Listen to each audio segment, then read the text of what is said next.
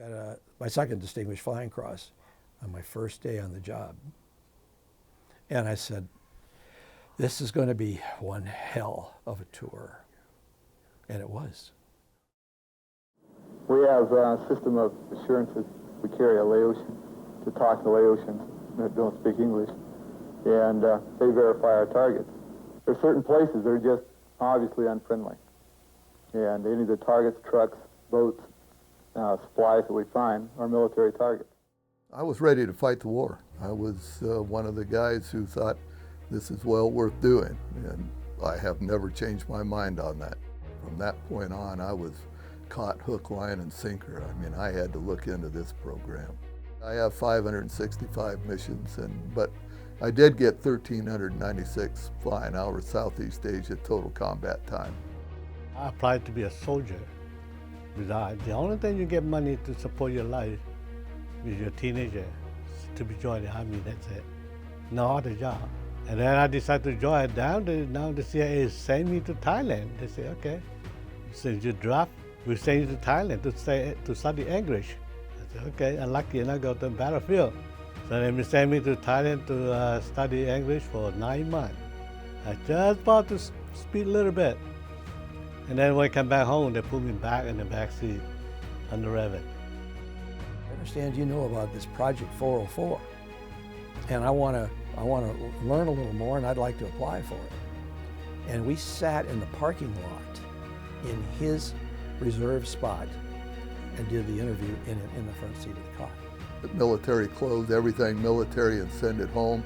My ID card, military ID card, they'd take it from me when I got to Ben Chin and give me a embassy card. And he said that no matter what you've heard about this program, it is different for every individual, because you're going to go up there with very little supervision.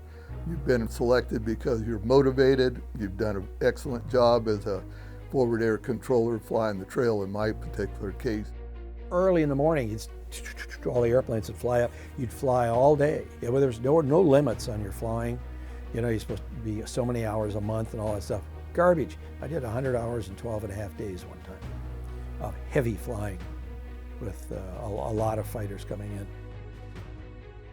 It was optional. You could fly with them or without them, and some of the guys preferred to fly alone. Well, it made it difficult if you wanted to talk to one of the Hmong units. Well, I almost always took a backseater. I just really believed in it. And whatever they want you to do, because they don't know how to speak English, they tell you what to do, what target, what position it is, they give you coordination, the number, and the map, and then you give to the pilot, explain to him, and give to him you're looking for it. And they find a target, and to call airplane to strike. Working in Robin for 15 months, and then General Powell told me that since I know all the territory, the Region 2 territory, I know everywhere. So he said it's the best for him, he want me to send to be a pilot. Then when I come back, I will know every place else. So that way, it was easier for me to work it for him. Your replacement came in, and Dick Elzinka was his name. And they teamed him up with one of the old guys that was getting ready to leave, Hank Allen. And they went out on the first day, on the first mission, and vanished. So I ended up replacing the guy who replaced me. I missed a boat. And within 2 weeks, we lost 2 more people. Jim Cross and Dave Reese. Again, first day on the job during the checkout. Their motto was fly until we die. And when you volunteer for something and that's the mindset of the people you're working with, you have to work as hard as they do. And when you party as hard as they do. And you live and work together. I mean, I don't know any Raven who went in and worked that had a negative feeling about any of those people. And all his friends say, what he said to you, what he said to you. All he said that, fly until you die. That's it. Fly until you die. That's what the word we keep that into our people. Because the Laotian people, when they go over 1,000 missions, they could change something else. But the Hmong people now, keep doing, you die, they're done. I tell people it's like when you have the flu and you realize, oh my God, I'm going to throw up. I can't stop it. I am going to throw up.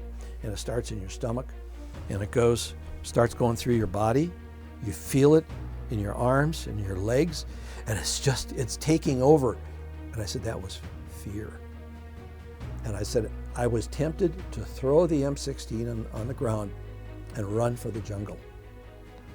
And the only reason I didn't, I was not going to be the first one to do that. It was my buddies. So all of a sudden, the fear was gone. It just evaporated. I was totally in control again. And so I said, trust your buddies. Don't do anything stupid. Don't do anything you've never been trained to do when you're in combat. Fight the way you train, and you'll all come back. Would I do it again? I'd do it in a heartbeat. If it was the same thing, no Strela missiles, and, you know, the AAA, not everything's radar controlled, and, you know, you got things. I always believed in putting everything in my favor as I could. Miss that golden BB that way.